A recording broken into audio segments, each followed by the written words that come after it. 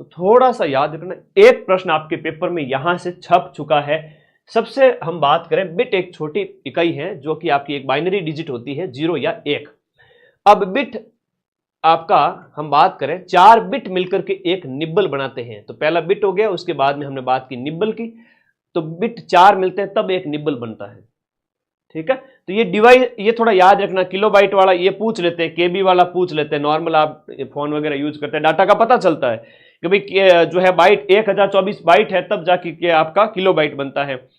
ये सब डाटा आपके खर्च होते हैं, पता चलता है कितने एमबी चले गए। आज से 5-10 साल पहले जियो नहीं आया था, तब से हम कह रहे थे कि भाई इतने हमारे केबी चले गए, इतने एमबी चले गए। आज के टाइम में तो तुम जीबी का भी टेंशन नहीं लेते कि इतने जीबी डाटा आ गए।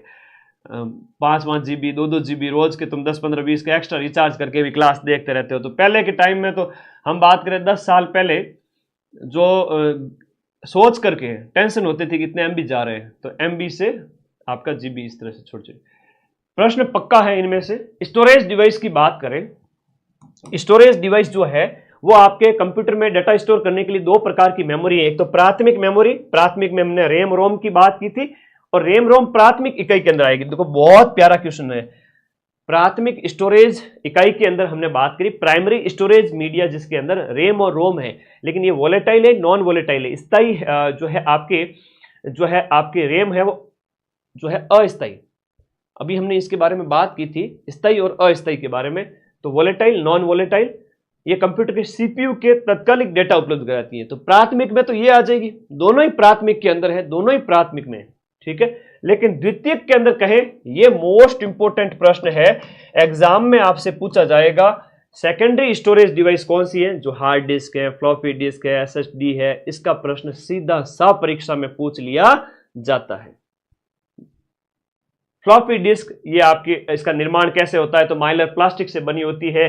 इसका डाटा ट्रैक और सेक्टर में व्यवस्थित किया जाता है। डाटा पढ़ने के लिए डिस्क ड्राइव का इस्तेमाल करते हैं इसके अंदर, और एक्सेस विंडो डाटा पढ़ने का स्थान होता है फ्लॉपी डिस्क में। फिर इंडेक्स हॉल है, वो फोटो सेंसर द्वारा डिस्क की स्थिति निर्धारित करने के लिए। सारी बातें नहीं पढ़ाऊंगा, मैन जहां से प्रश्न आता है वही पढ़ाऊंगा। इसकी विशेषताएं हैं वो आपका बताया गया। डाटा है वो आपका चुंबकीय रूप में स्टोर होता है। पुराने समय में मुख्य रूप से ऑपरेटिंग सिस्टम और एप्लीकेशन स्टोर करने के लिए इसका इस्तेमाल जो है होता था। हार्ड डिस्क की बात करें, हार्ड डिस्क कंप्यूटर का जो है वो मुख्य स्टोरेज डिवाइस है ना, ये भी याद रखना, परमानेंट डाटा स्टोर करता है और मुख्य डिवाइस है स्टोरेज की आपके हार्ड डिस्क है। कितने की हार्ड डिस्क लगी हुई है हम कहते हैं इस टाइप से। तो मास स्टोरेज डिवाइस जो है बड़ी मात्रा में डाटा स्टोर करता है। हार्ड डिस्क का एक प्रकार है सब। ऑनलाइन स्टोरेज डिवाइस की बात करें तो अलग अलग इसके अंतर्गत आ जाएगा। इसकी संरचना वगैरह ज्यादा इंपॉर्टेंट नहीं है, डिस्क प्लेटर वगैरह ये ज्यादा इंपॉर्टेंट नहीं है। इसके बाद हम बात करें सीडी रोम की बात करें, compact disc read only memory, ये इसका फुल फॉर्म है। सीडी रोम का फुल फॉर्म है कॉम्पैक्ट डिस्क, सीडी का फुल फॉर्म है कॉम्पैक्ट डिस्क। अब ये ऑप्टिकल स्टोरेज डिवाइस है, ऑप्टिकल मतलब प्रकाश से संबंधित। तो ऑप्टिकल स्टोरेज डिवाइस होता है, और रोम है वो आपका, मैं इसको A4 साइज के पेज में भेजूंगा, सिर्फ 15 पेज। 4th ग्रेड के लिए कंप्यूटर के फोटो लगे हुए हैं ना, जैसे ये फोटोज लगे हुए थे ना, तो ऐसे में फोटो लगे हुए सिर्फ 15 पेज के अंदर आपको A4 साइज के नोट्स देने वाला हूं। अभी टेलीग्राम ग्रुप में ज्वाइन कर लो फटाफट, सारे साथी टेलीग्राम में जाओ। ये देखो टेलीग्राम का लिंक दिया हुआ है नीचे ब्लैक कलर की पट्टी में ब्लू कलर का, उस पर क्लिक करो और टेलीग्राम में जाके ज्वाइन बटन कर लो। तो मैं वो A4 साइज के 15 पेज कर दूंगा इसमें, ताकि आप लोगों के लिए सहूलियत हो जाए। ऑप्टिकल स्टोरेज डिवाइस है, रोम आधारित, केवल पढ़ने, रोम है वो आपका केवल पढ़ने के लिए, लिखने के लिए क्षमता सीमित होती है। सीडी रोम की बात हो रही है। संरचना इसके अंदर बताया गया है।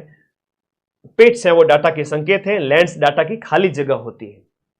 लेजर है वो आपका डाटा पढ़ने लिखने के लिए इस्तेमाल होता है, और फोटो डिटेक्टर है वो लेजर से परावर्तित प्रकाश को सेंसर करता है। कैसे इसको पढ़ा जाता है सीडी को, वो बताया गया है। दिमाग को तंदुरुस्त रखें, नींद लेवे फुल, तभी समझ में आ जाएगा आराम से। लेजर द्वारा इसे पढ़ा जा सकता है। इन सबको ज्यादा नहीं पढ़ना है। स्थायी डाटा स्टोरेज की डिवाइस है, परमानेंट। डीवीडी का फुल फॉर्म है डिजिटल वीडियो डिस्क। डीवीडी क्या होती है? डिजिटल वीडियो डिस्क होती है, जो ऑप्टिकल स्टोरेज डिवाइस सीडी के समान है, लेकिन ज्यादा डाटा संग्रह के लिए। डीवीडी में ज्यादा डाटा संग्रह किया जाता है, सीडी में कम होता है। ठीक है। इसकी संरचना भी बताई गई है, कैसे कैसे क्या होता है, वो ज्यादा इंपॉर्टेंट नहीं है। इसके लिए क्या होता है कि डीवीडी में डाटा पढ़ना और लिखना दोनों ही संभव है। अब उच्च घनत्व हाई डेंसिटी के कारण अधिक स्टोरेज क्षमता होती है और ड्राइव डाटा एक्सेस के लिए डीवीडी ड्राइव का इस्तेमाल किया जाता है। डाटा एक्सेस के लिए हम किसका इस्तेमाल करेंगे? डीवीडी ड्राइव का इस्तेमाल करेंगे। इसको लेजर और फोटो डिटेक्टर से पढ़ा जा सकता है डीवीडी को। फ्लैश या पेन ड्राइव की अगर हम बात करें, पेन ड्राइव एक पोर्टेबल स्टोरेज डिवाइस है। पोर्टेबल का मतलब होता है, जैसे हम बात करते हैं ना, एक जगह से दूसरी जगह ले जाया जा सके। हाँ जी, पोर्टेबल डिवाइसेस, जैसे हम लैपटॉप वगैरह की बात करते हैं ना। ओके, बहुत बढ़िया बहुत बढ़िया। ये आपका पेन ड्राइव अभी मैंने आपको दिखाई थी जो लगी हुई थी, इसे पोर्टेबल कहेंगे। Floppy, hard disk, CD, DVD की तुलना में पोर्टेबल सुविधाजनक होते हैं, जैसे है ना, पावर बंद होने के बाद में डाटा सुरक्षित रहते हैं। आसानी से आप यूएसबी पोर्ट के माध्यम से कंप्यूटर या अन्य डिवाइस से उसको कनेक्ट कर सकते हो। जो मैंने निकाल के आपको दिखाई थी यूएसबी, तो आसानी से उसे आप दूसरी डिवाइस से कनेक्ट कर सकते हो, वो पोर्टेबल डिवाइस होगी। ठीक है, आगे देखो। जिप ड्राइव है वो फ्लॉपी डिस्क जैसी पोर्टेबल मैग्नेटिक स्टोरेज डिवाइस होती है। Zip drive. ब्लू रे डिस्क जो होती है वो वीडियो, हाई क्वालिटी मीडिया और बड़े सॉफ्टवेयर स्टोर करने के लिए, जैसे ब्लू रे डिस्क जो है वो वीडियो और बड़े जो डाटा स्टोर करने के लिए इसका इस्तेमाल किया जाता है। एक एक लाइन पढ़ लो स्टार्टिंग वाली, उससे ज्यादा नहीं पढ़नी है। इनपुट आउटपुट डिवाइस में ज्यादा मेहनत नहीं करनी है कि भाई इतना भी डीप में, पटवारी में नहीं पूछा तो इसमें क्या ही पूछेंगे। कीबोर्ड क्या होता है, उसमें कौन कौन सी कीज होती है वो बताया गया है। ये की को आपको याद नहीं करना है। ठीक है, ये मैंने ऐसे ही लिख दिया है। टैब मतलब एक स्पेस देने के लिए होता है, एस्केप मतलब मेन्यू से बाहर, पॉज वगैरह, ये ज्यादा इंपॉर्टेंट नहीं है। ठीक है, माउस है तो माउस के बारे में हम बात करें तो वही आपका कर्सर जो ब्लिंक होता रहता है, नॉर्मल सी चीज है। मैं इसमें थोड़ा सा यहाँ फास्ट चलूंगा। माउस के अंदर राइट क्लिक, लेफ्ट क्लिक, तो जो है माउस का आपका डबल क्लिक है तो खोलने के लिए कोई भी फाइल या फोल्डर को, नॉर्मल चीजें हैं। जॉयस्टिक क्या होता है, जैसे हम बात करें गेम वैम खेल रहे हो तो आप उसका एक ऊपर से निकला हुआ रहता है हत्था टाइप के, उसको आप जैसे ही इसे इधर उधर मूव करते हो, लेफ्ट राइट आगे पीछे, तो वैसी की वैसी पोजीशन बनती जाती है। तो मूवमेंट के लिए इसका गेम वगैरह में, कंप्यूटर गेम में इस्तेमाल किया जाता है। इनपुट डिवाइस है, तो इनपुट डिवाइस को मैं स्कैनर वगैरह की बात करें, इनपुट डिवाइस है। स्कैन करते आप अपना फॉर्म भरने जाते हो तो आप अपना साइन लिखते हो तो वो वहां से स्कैन करके सीधा अपलोड कर दिया जाता है, वही स्कैनर है। वेब कैमरा क्या होता है, जो आपके लैपटॉप के आगे लगा रहता है, जिसमें आप वीडियो कॉल पे बात करते हो ना फोन पे, वैसे के वैसे सामने वाला दिखता जाता है। तो ये इनपुट आउटपुट डिवाइसेज है, इसमें मैं ज्यादा यहाँ टाइम वेस्ट नहीं करूंगा, सीधा आगे बढ़ता हूं। हम सीधा आगे चलते प्रिंटर पर। प्रिंटर में सिर्फ 2 मिनट में समझिएगा। प्रकार पूछा जा सकता है, किस प्रकार की डिवाइस है। प्रिंटर एक आउटपुट डिवाइस है जिससे हमें रिजल्ट प्राप्त होता है। यहां देखिएगा, इंपैक्ट प्रिंटर, बीम प्रिंटर जिसे कहते हैं, डॉट मैट्रिक्स होते हैं। इसमें क्या है, इंक के ड्रम का इस्तेमाल जो किया जाता है और दबाव से जो छपते हैं अंक वगैरह, उसमें होता है। तो डॉट डेजी चेन और ड्रम, डॉट डेजी चेन और ड्रम है वो इंपैक्ट के प्रकार है। और नॉन इंपैक्ट के अंदर इंकजेट और लेजर आता है। तो इसको ज्यादा टेंशन नहीं लेनी, आराम से समझो। ये है वो आपका कम गुणवत्ता वाला होता है, इंपैक्ट वाला है वो आपका कम गुणवत्ता वाला होता है, और ये है वो आपका ज्यादा क्वालिटी वाला होता है। ठीक है, ज्यादा गुणवत्ता। देखो पढ़ने को तो अथाह चीज है, लेकिन मैं वो चीज पढ़ाऊंगा जो आपको याद रह सके, और जहां से आप प्रश्न सही कर सके परीक्षा के अंदर। बाकी तो दुनिया भर की चीजें हैं, सीधे परीक्षा में जो प्रश्न आएंगे मैं वही बताऊंगा।